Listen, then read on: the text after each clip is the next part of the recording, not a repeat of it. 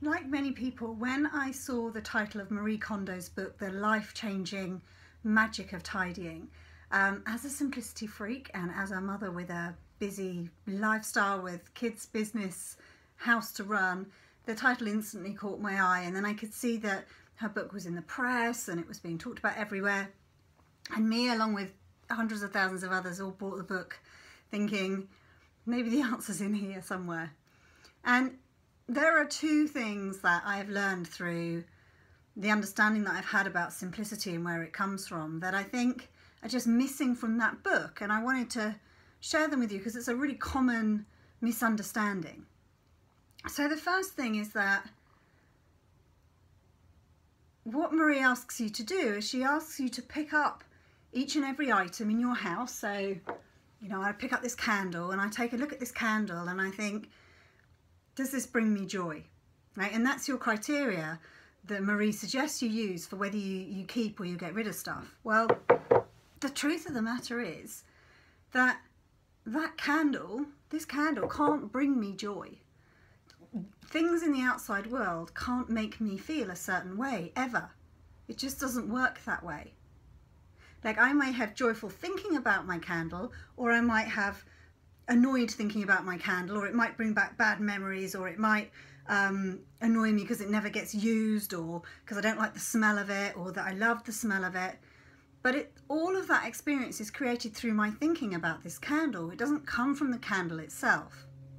And the example I'll share with you is that, you know, as I was looking through this book, I started going through my garage outside, and I've got this box full of, you know, old love letters from when I was like 14.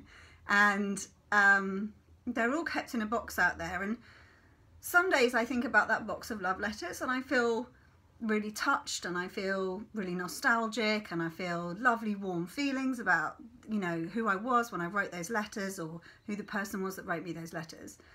And some days I look at them and they're just a pile of old junk that's cluttering up the garage. And sometimes they're just reminders of a person who I'm just not anymore. And so sometimes I feel really positively about them. Sometimes they bring me joy, and sometimes they're just clutter and they irritate me and I just want to get rid of them. And that's because the feeling isn't coming from the old love letters. The feeling's coming from my thinking. So her criteria about what do we get rid of and what do we keep is based on a false premise. It's based on us saying, does this thing bring me joy, when that's actually not possible. Now, what can we use as a basis for decluttering and clearing out our kitchens and our cupboards and our garages? Well, that's something I'm going to be exploring in the Simplicity Project, which is kicking off on the 25th of April. Like, if we can't use that criteria, does this bring me joy or not? What else could we be using instead? That's what I'm looking to explore. The second thing is really encapsulated in the title of the book. So it's called The Life-Changing Magic of Tidying. Now, I went through a big process at the beginning of this year where I went through and totally decluttered my whole house. I'll share some of the pictures with you over the next couple of days. And this is what I'll tell you about it. That when I'd done the decluttering, for the first couple of days, like, it felt great. It felt great, like it looked like cleaning my house up, right? That's made me feel all open and clean and fresh and a new start. And I'll tell you this, that after a couple of days, like, that was just became the new normal. I was normalized to it. It didn't bring me any joy again.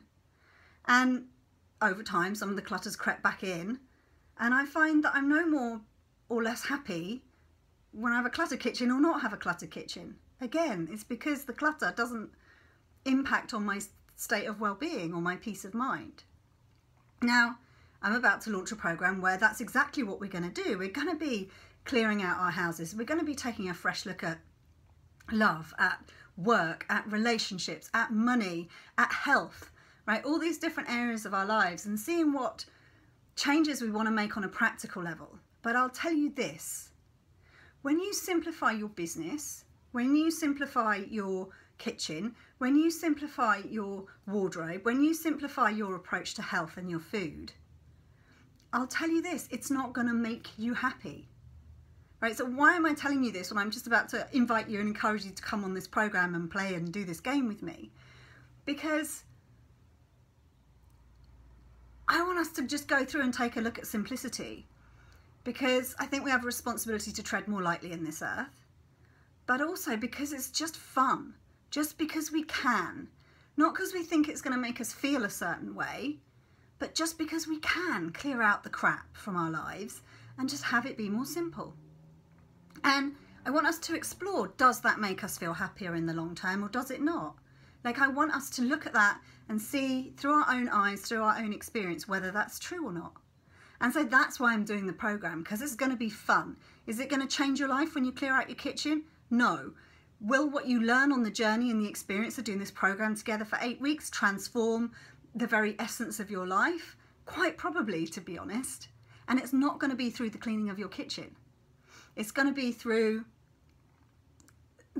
us taking the fresh look and seeing what it is that we see that's new and illuminating to us about simplicity as we go through this project. So Marie's book is great. It's helpful for loads of different people. It helps you speak nicely to your handbags, for example, and fold up your socks really nicely.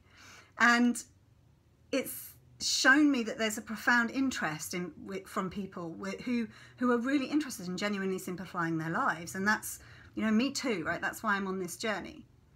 So I don't mean to knock the book at all, but what I will say is the two kind of underlying things I took from the book are based on a misunderstanding about how the world works. And that's what I want to take a fresh look at as we do the Simplicity Project together.